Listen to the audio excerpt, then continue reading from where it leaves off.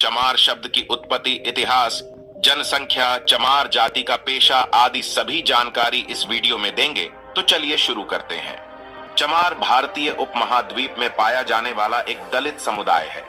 दलित का अर्थ होता है जिन्हें दबाया गया हो, प्रताड़ित किया गया हो, शोषित किया गया हो या जिनका अधिकार छीना गया हो।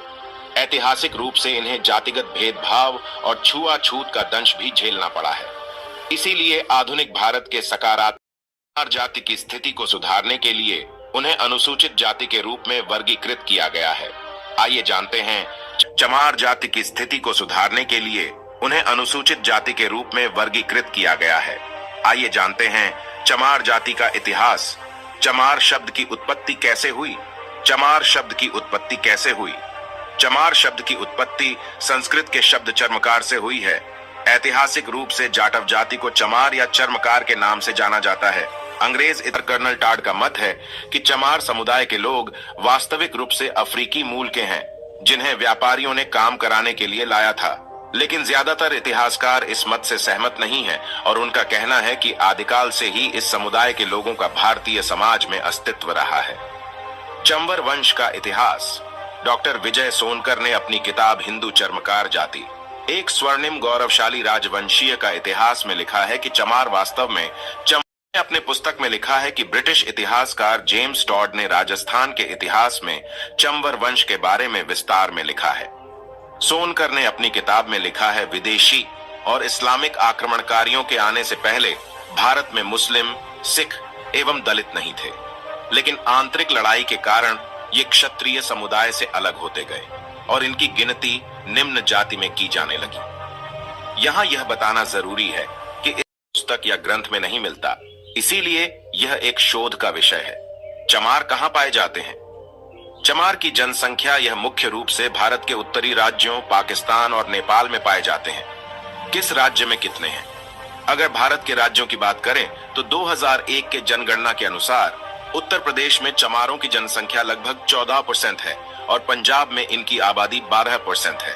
अन्य राज्यों में चमारों की आबादी इस प्रकार है: राजस्थान 11%, मध्य प्रदेश 9.5%, छत्तीसगढ़ 8%, हिमाचल प्रदेश 7%, दिल्ली 6.5%, बिहार 5% और उत्तरांचल 5%। इसके अलावा जम्मू कश्मीर, झारखंड, पश्चिम बंगाल, गुजरात आदि में भी इनकी ठीक ठाक आबादी है। चमार किस धर्म को मानते हैं? भारत और नेपाल में रहने वाले अधिकांश चमार हिंदू धर्म के अनुयायी हैं। इस समुदाय के सदस्य बौद्ध और अन्य धर्म। पाकिस्तान में पाए जाने वाले ज्यादातर चमार इस्लाम धर्म को मानते हैं। इनका मुख्य पेशा चमड़े की वस्तुओं को बनाना था, लेकिन इस समुदाय के कुछ लोगों ने कपड़ा बुनने के कार्य को अपना लिया तथा खुद को जुलाहा चमार बताने लगे।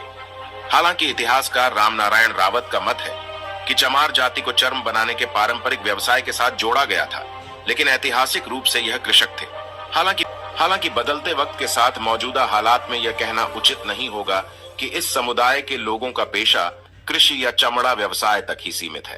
आज आपको इस समुदाय के लोग सभी क्षेत्रों जैसे कला, खेल, साहित्य, शिक्षा, चिकित्सा, उद्योग, व्यवसाय, प्रशासनिक सेवा, राजनीति आदि में अपनी कामयाबी का झंडा बुलंद करते हुए दिख जाएंगे। चमार शब्द कहने पर 6 मायने हैं, लेकिन सामान्य तौर पर इस शब्द का उपयोग दलितों के लिए अपमानजनक शब्द के रूप में किया जाता है। इसीलिए माननीय सर्वोच्च न्यायालय द्वारा इसे एक जातिवादी गाली के रूप में वर्गीकृत किया गया है। इसीलिए इस शब्द का प्रयोग सोच समझ कर करें, नहीं तो अनुसूचित जाति और अनुसूचित जनजाति अत्याचार निवारण अधिनियम 19 and scheduled tribe prevention of atrocities act के उल्लंघन के मामले में आप पर दंडात्मक कार्रवाई हो सकती है। गौरवशाली चमार रेजिमेंट। चमार रेजिमेंट चमारों के बहादुरी का प्रतीक है। इस रेजिमेंट का गठन 1 मार्च 1943 को अंग्रेजों द्वारा दूसरे विश्व युद्ध के दौरान की गई थी। इस रेजिमेंट को कोहिमा की लड़ाई में महत्वपूर्ण भूमिका निभाने के लिए सम्मानित किया गया था। अंग्रेजों ने इस रेजिमेंट का गठन उस समय सबसे शक्तिशाली सेना से मुकाबला लेने के लिए किया था। इस रेजिमेंट को इंडियन नेशनल आर्मी के खिलाफ लड़ने के लिए कहा गया, लेकिन चमार रेजिमेंट ने देश के लिए और नेताजी सुभाष चंद्र बोस के आजाद हिंद फौज के लिए अंग्रेजों के खिलाफ विद्रोह कर दिया। इसके 1946 में चमार रेजिमेंट पर प्रतिबंध लगा दिया।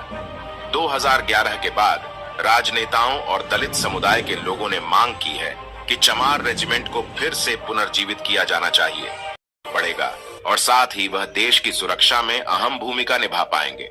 चमार जाति इतिहास को गौरवान्वित करते ये कुछ प्रमुख व्यक्ति, आइए अब चमार जाति के कुछ महत्वपूर्ण व्यक्तियों के बारे में जानते हैं, जिससे यह साफ हो जाता है कि महानता जन्म से नहीं कर्म से आती है। रविदास रैदास वे मोची थे, जूते बनाते थे और उसकी मरम्मत भी करते थे। समाज की भाषा में उनकी जाति कथित चमार की थी, लेकिन पर्याय बनता जा रहा था। इतना तक कि कबीर जैसे महान संत ने भी कह दिया कि साधुन में रविदास संत है। बाबू जगजीवन राम भारत के प्रथम दलित प्रधानमंत्री और कांग्रेस के बड़े राजनेता थे। वह 24 मार्च 1970 से 28 जुलाई 1989 तक भारत के उप प्रधानमंत्री रहे। साथ ही वह केंद्र सरकार में रक्षा मंत्री, कृषि मंत्री, यातायात और रेलवे मंत्री रहे। कांशीराम किसी परिचय के मोहताज नहीं है। वह बहुजन समाज पार्टी के संस्थापक थे। उन्हें बहुजन नायक के नाम से भी जाना जाता है। उन्होंने जातिवादी व्यवस्था के खिलाफ काम किया। बहुजनों, पिछड़ी और निचली जातियों का राजनीति एकीकरण और उनके उत्थान के कार्यों के लिए उन्हें हमेशा याद किया जाएगा। मीरा कुमार, बाबू जगजीवन राम की सुपुत्री मीरा कुमार कांग्रेस की वरिष्ठ नेता हैं।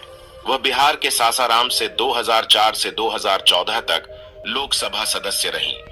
वह 4 जून 2009 से 16 मई 2014 तक लोकसभा की अध्यक्ष रहीं। सुश्री मायावती राजनीति की दुनिया में बार उत्तर प्रदेश की मुख्यमंत्री रही हैं। साथ ही वह वर्तमान में बहुजन समाज पार्टी की राष्ट्रीय अध्यक्ष हैं। दोस्तों, आज की वीडियो में बस इतना ही। अगर आप बाबा साहब के जीवन से जुड़ी जानकारी चाहते हैं तो चैनल को सब्सक्राइब कर लें।